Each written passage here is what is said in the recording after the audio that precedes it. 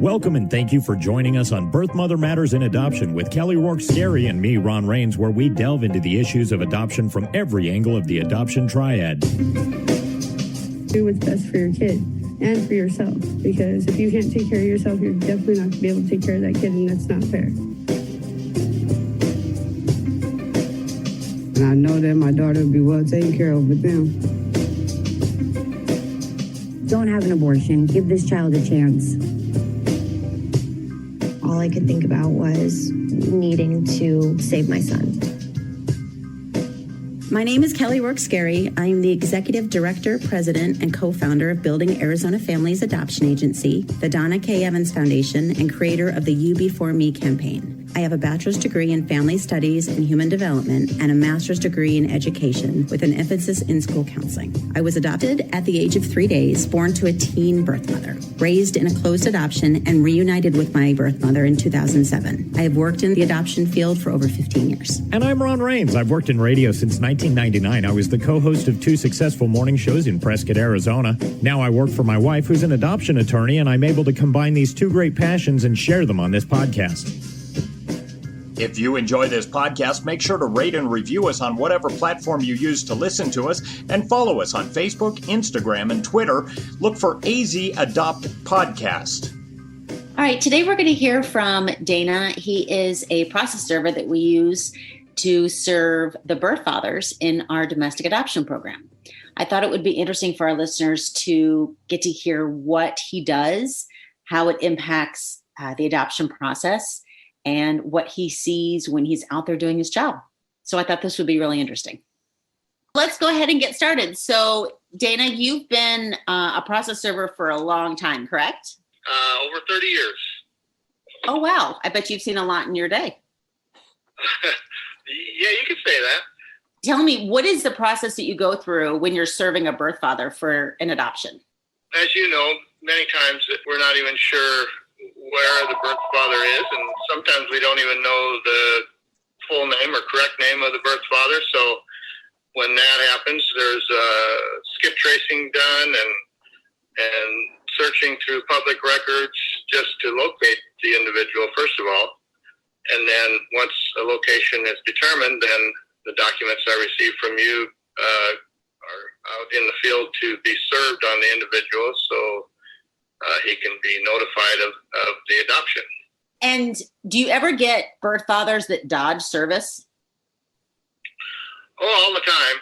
I'm not sure what their reasoning is. Sometimes it's just they just don't want to be involved, saying that they're terminating their, which in the end could be true, but it's not true just by being served. And sometimes they may be fugitives, so they're afraid, of any contact with anybody of any authority. So it's various reasons, but sometimes there's just no reason at all. They just dodge service. Got it. And what is the feedback, or what is their response normally? Like, what's the average response when you hand them the paperwork? I don't know that there's a typical or average response. There's various responses, such as, if this is my baby, I'm not giving it up, or I know I'm the father and I'm not giving up this baby, or I know I'm not the father, so leave me alone kind of attitude. So it's all over the map. Have you ever seen a situation where somebody gets like really, really, really angry? Probably less few reallys. Okay. There's been situations where they are upset or angry, and that's where my experience can come in. 30 years doing this, where I can diffuse the situation if possible, and try to talk them down and convince them that this isn't anything that you need to be that upset about.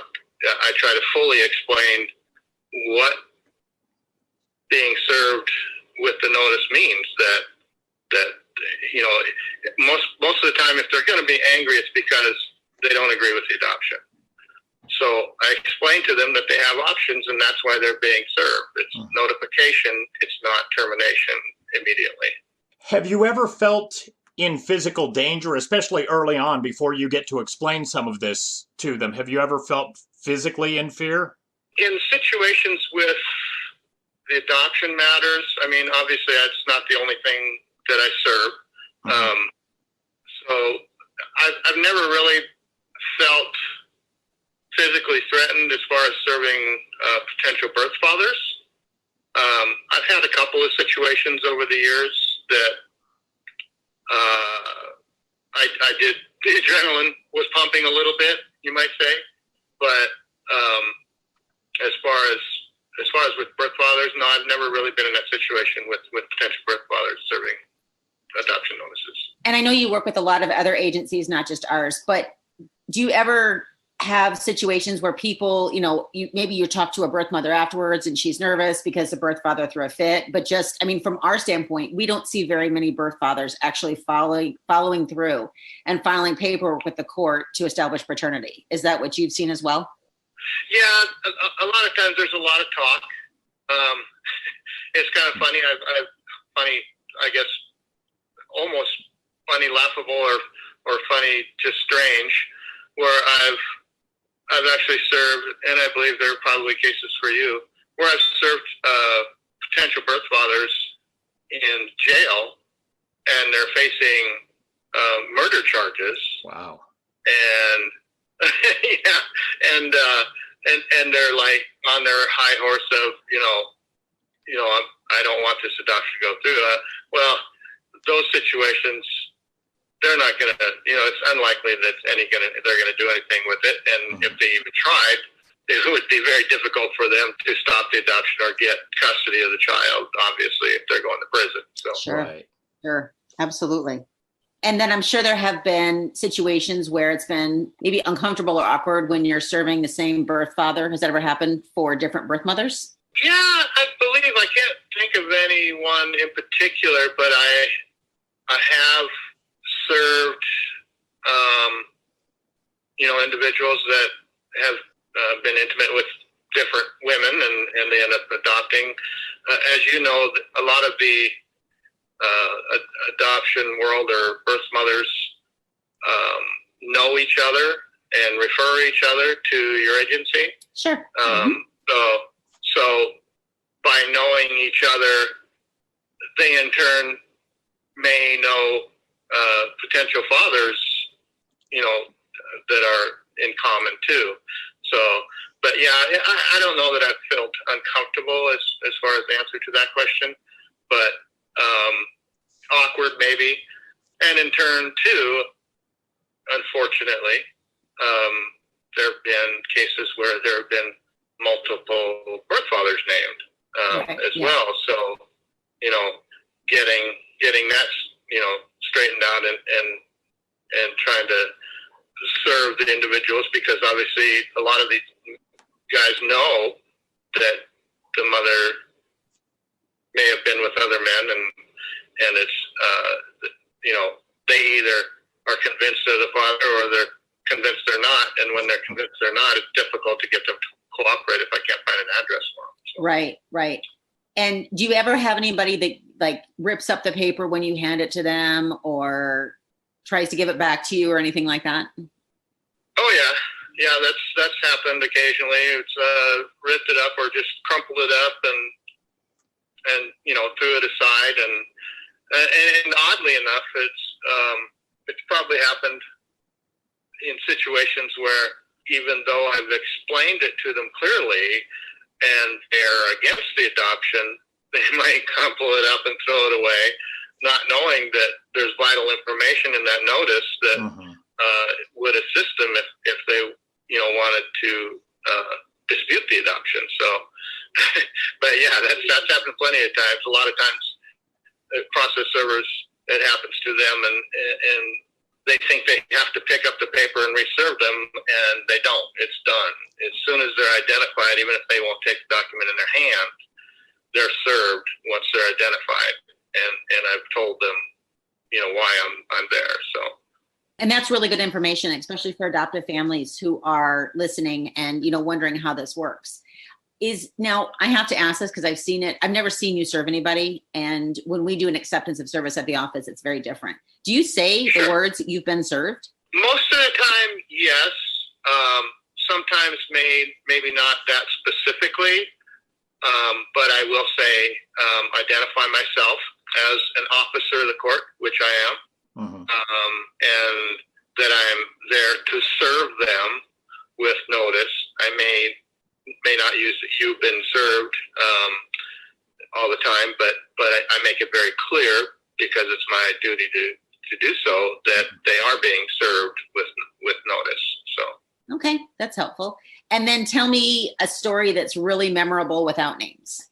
I think probably one of the most memorable ones we've already touched on, where I went to the jail to serve an individual that was in jail, and he was, on charges for, I believe, murder. I don't think it was manslaughter. I believe it was murder.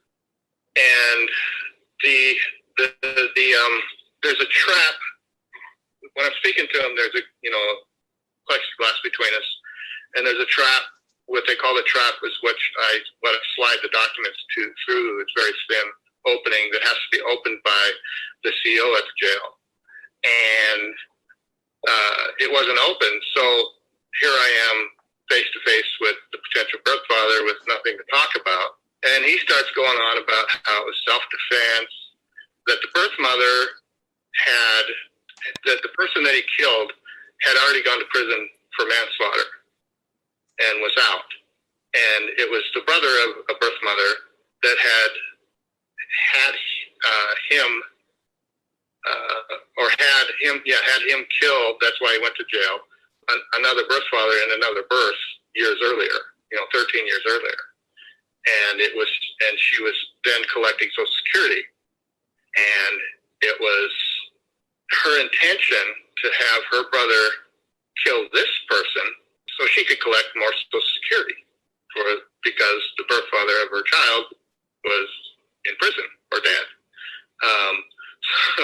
So this was his claim, that it was self-defense. He was supposed to meet the birth mother there at a Circle K, went to Circle K, and here's her brother, who had, like I said, been in prison for manslaughter previously. And so he's basically pouring out his case to me while we're waiting for the CO to open the trap for me. That is incredible. You should put all these stories together and make a movie or a TV series. Well, I was just kind of joking with a security officer at a hospital recently when I was waiting for a person from the board to come down, different type of service there. But we were waiting so long, I told him, I should write a book. And he made a comment that said, yeah, you should. He said, of course, nobody reads anymore. I said, well, maybe a podcast then. There you go. Anybody can do that, obviously. No comment. All right. Well, on that note, Ron, do you have any questions for him? No, he's actually, I was thinking up questions as he was going, but then he would answer them for me as he went. So, no, that was perfect. Okay. Well, Dana, thank you so much. Thank you, Dana. All right. Thanks, Kelly. All right. Take care. A huge shout out to Dana for joining us today. We really appreciate everything that he does on a regular basis, and hearing from him today just reinforces how necessary what he does really is. And I hope that we can all really appreciate how much hard work goes into every aspect of the adoption process. We have a pregnancy crisis hotline available 24/7 by phone or text at 623-695-4112, or you can reach us on our toll-free number at 1-800-340-9665. We can make an immediate appointment with you to get you to a safe place, provide food and clothing, and help you get started on creating an Arizona adoption plan, or just give you more information.